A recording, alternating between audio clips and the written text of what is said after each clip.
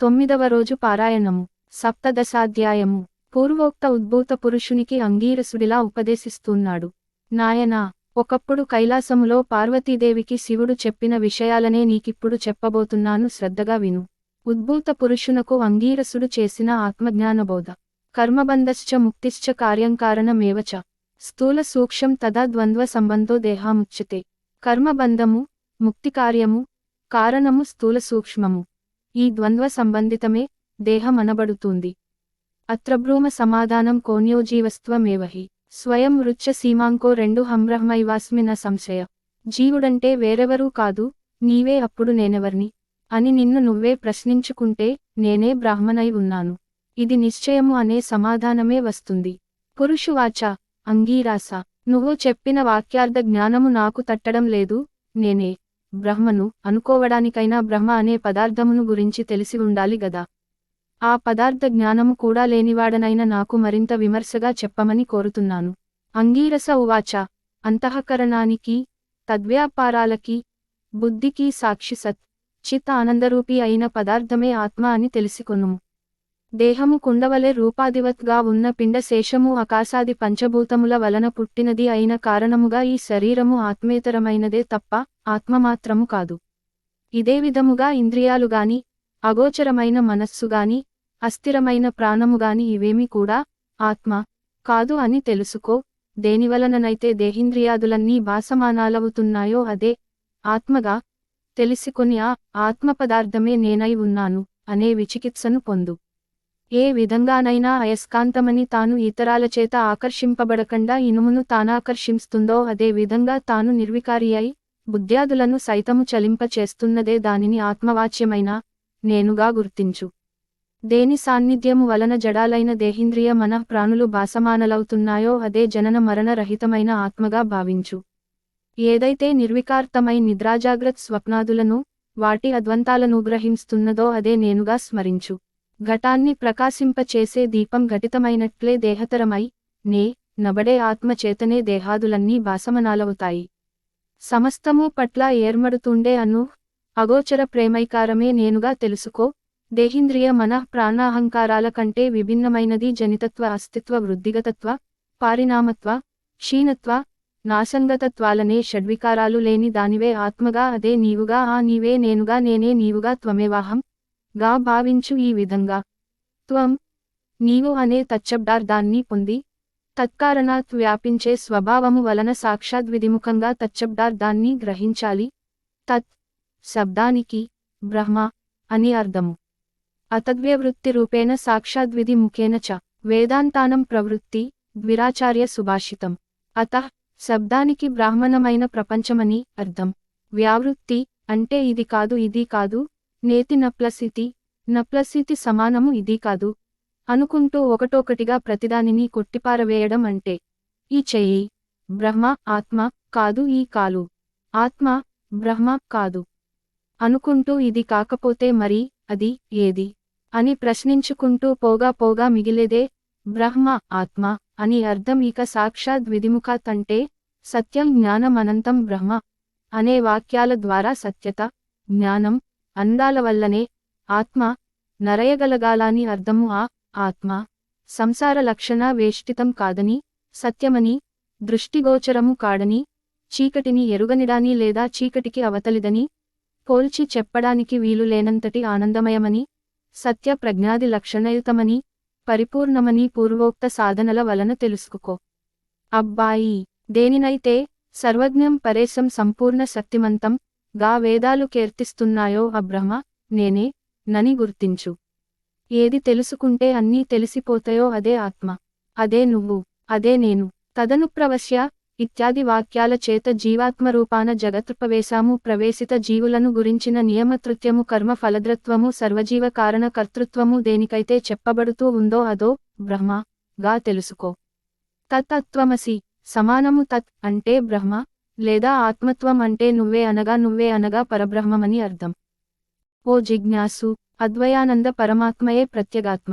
ఈ ప్రత్యేగాత్మ ఆ పరమాత్మ ఈ ప్రకారమైన తాదాత్మ్యత ఏనాడు సిద్ధిస్తుందో అప్పుడు మాత్రమే తత్ శబ్దార్థం తానేనని, త్వం శబ్దము సాధనమే గాని ఇతరం గాదని తెలిపోతుంది. నీకు మరింత స్పష్టముగా అర్థమవడం కోసం చెబుతున్నాను విను. తత్వమసి సమానము తత్ ప్లస్ త్వం ప్లస్ అసి. ఈ వాక్యానికి అర్థం తాదాత్మ్యము అనే చెప్పాలి. ఇందులో వాక్యార్థాలైన కించిజ్ఞత్వ, సర్వజ్ఞతా విశిష్టలైన జీవేశ్వరులను ప్రక్కనబెట్టి లక్ష్యార్థాలైన ఆత్మలనే గ్రహించినట్లయితే తాదాత్మ్యము సిద్ధిస్తుంది. ముఖ్యార్థ వేద కలిగితే లక్షణావృత్తి నాశ్రయించాలి. అందులో బాగా లక్షణ అనే దాని వలన ఇది కలిగితే సాధింపబడుతూ ఉంది. ఉదా సో 2 దేవదత్త ఆత్మసంపన్న అహం బ్రహ్మ 2 స్మ అనే వాక్యార్థ బోధ స్థిరపడే వరకు కూడా శమదమాది సాధన సంపత్తితో శ్రవణమనదికాలను ఆచరించాలి. ఎప్పుడైతే శృతి వల్లనో గురు కటాక్షము వల్లనో తదాత్మ్య బోధ స్థిరపాడుతుందో అప్పుడీ వర్తమాన సంసార లంపటము దానికదే పుటుక్కున తెగిపోతుంది.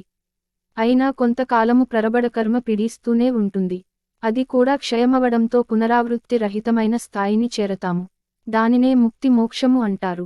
అందువల్ల ముందుగా చిత్తశుద్ధి కోసం కర్మిష్ఠులుగా ఉండి తత్సలాన్ని దైవర్పణము చేస్తుండడం వలన ప్రారబ్ధాన్ననుసరించి ఆ జన్మలోనే గాని లేదా ప్రారబ్ధ కర్మ ఫలము అధికమైతే మరుజన్మలోనైనా వివిధ మోక్ష విద్యాభ్యాసపరులై జ్ఞానులై కర్మబంధాల్ని త్రేంచుకుని ముక్తులవుతారు. నాయన, బంధించేవి ఫలవాంఛిత కర్మలు, ముక్తినిచ్చేవి ఫలపరిత్యాగ కర్మలు అని ఆపాడు అంగీరసుడు. సప్తదశాధ్యాయ సమాప్త. 17వ అధ్యాయము. అష్టాదశాధ్యాయము. అంగీరసుడు చెప్పింది వినిన ఉద్భూత పురుషుడు కర్మయోగాన్ని గురించి ప్రశ్నించడంతో అంగీరసుడిలా చెబుతున్నాడు. చక్కటి విషయాన్ని అడిగావు, శ్రద్ధగా విను. సుఖదు కాది ద్వంద్వాలన్నీ దేహానికేగాని తదతీతమైన ఆత్మకు లేవు. ఎవడైతే ఆత్మానాత్మ సంశయగ్రస్తుడో వాడు మాత్రమే కర్మలను చేసి తద్వారా చిట్టాశుద్ధిని పొందినవాడై ఆత్మజ్ఞాని కావాలి. దేహాధారి అయిన వాడి తన వర్ణాశ్రమ విద్యుక్తాలైన స్నానశౌచాదిక కర్మలను తప్పనిసరిగా చేసితీరాలి. స్నానేన రహితం కర్మ హస్తిభుక్త కపిత్వత్. ప్రాతఃస్నానం ద్విజాతీనాం శాస్త్రం చ శృతిచోదితం. స్నానము చేయకుండా చేసే ఏ కర్మమైనా సరే ఏనుగు తినిన వేలగపండులా నిష్ఫలమే అవుతుంది. అందున బ్రాహ్మణులకు ప్రాతఃస్నానము వేదోక్తమై ఉంది. ప్రాతఃస్నానే హయశక్తశ్చే తపన్యమాసత్రయోత్రయోత్తమం. తులాసంస్థ దినకరే కార్తిక్యాంతు మహామతే. మకరస్థ రవౌ మాగే వైశాఖే మేషగే రవౌ. ప్రతిరోజున ప్రాతః స్నానం చేయలేని వాళ్లు సూర్యసంచారము కల తులా కార్తీక మకర మాఘమేష వైశాఖాలలోనైనా చేయాలి. జీవితంలో ఈ 3 మాసాలైన ప్రాతః స్నానాలు చేసేవాడు సరాసరి వైకుంఠాన్నే పొందుతాడు. చాతుర్మాస్యాది పుణ్యకాలాలలోగాని చంద్ర సూర్యగ్రహణ పర్వలలోగాని స్నానము చాలా ప్రధానము. గ్రహణాలలో గ్రహణకాల స్నానమే ముఖ్యము. సర్వకాలముల యందు బ్రాహ్మణులకు పుణ్యకాలాలలో సర్వ ప్రజలకు స్నాన సంధ్యా జప హోమ సూర్యానమస్కారాలు తప్పనిసరిగా చేయవలసి ఉన్నాయి. స్నానాన్ని వదలిన వాడు రౌరవ నరకగతుడై పునః కర్మభ్రష్టుడిగా జన్మిస్తాడు. ఓ వివేకవంతుడా, పుణ్యకాలాలన్నింటా సర్వోత్తమమైనది కార్తీకమాసము. వేదాన్ని మించిన శాస్త్రము, గంగను మించిన తీర్థము, భార్యతో సమానమైన సుఖము, ధర్మతుల్యమైన స్నేహము కంటికంటే వెలుగు లేనట్లుగానే కార్తీకమాసములో సమానమైన పుణ్యకాలము గాని కార్తీక దామోదరునీకన్నా దైవముగాని లేడని గుర్తించు. కర్మ మర్మాన్ని తెలుసుకుని కార్తీకమాసములో ధర్మాన్ని ఆచరించేవాడు వైకుంఠమును చేరుతాడు. నాయనా, విష్ణువు లక్ష్మిసమేతుడై ఆషాఢశుక్ల దశమ్యంతంలో పల సముద్రాన్ని చేరి నిద్రామిషతో శయనిస్తాడు. పునః హరిబోధిని అనబడే కార్తీక శుక్ల ద్వాదశి నాడు నిదురలేస్తాడు. ఈ నడుమ 4 మాసాలనే చాతుర్మాస్య వ్రతము అంటారు. విష్ణువునకు నిద్రాసుఖప్రదమైన ఈ 4 నెలలు కూడా ఎవరైతే హరి ధ్యానమును పూజలను చేస్తుంటారో వాళ్ల పుణ్యాలు అనంతమై విష్ణులోకాన్ని పొందుతారు. ఈ విషయమై ఒక పురాణ రహస్యాన్ని చెబుతాను విను.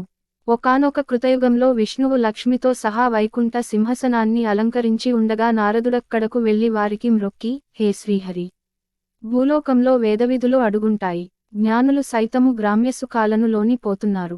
ప్రజలంతా వికర్ములై ఉన్నారు. వారెలా విముక్తులవుతారో తెలియక విశ్వసించిన నారాయణుడు సతీసమేతుడై వృద్ధ బ్రాహ్మణ రూపాధారి అయి తీర్థక్షేత్రాదులలోనూ బ్రాహ్మణ పరిషత్ పట్టణాలలోనూ పర్యటించసాగాడు. కొందరు ఆ దంపతులకు అతిథి సత్కారాలు చేశారు. కొందరు హేళన చేశారు. ఇంకొందరు లక్ష్మీనారాయణ ప్రతిమలను పూజిస్తూ వీళ్లను తిరస్కరించారు. కొందరు అభాక్ష్యలను పాపాచరణులని చూచిన శ్రీహరి ప్రజోద్ధరణ చింతనా మానసుడై చతుర్భుజాలతో కౌస్తుభాది ఆభరణాలతో యథారూపాన్ని పొంది ఉండగా జ్ఞాన సిద్ధుడనే ఋషి తన శిష్యగణ సమేతముగా వచ్చి ఆయనని నారాధించాడు. అనేక విధాలుగా సుత్తించాడు. ఏవం శ్రీస్కాంద పురాణ 0 తరగత కార్తీక మహాత్మ్యే సప్తదశ అష్టాదశాధ్యాయౌ 17-18 అధ్యాయములు. 9దో రోజు నిషిద్ధములు, నూనెతో కూడిన వస్తువులు, ఉసిరి, దానములు, మీకు ఇష్టమైనవి పితృతర్పణలు, పూజించాల్సిన దైవము, అష్టవసువులు, పితృదేవతలు, జపించాల్సిన మంత్రము, ఓం అమృతాయ స్వాహ పితృదేవతాభ్యో నమః. ఫలితము, ఆత్మరక్షణ, సంతాన రక్షణ. 9వ రోజు నవమి నాటి పారాయణము సమాప్తము.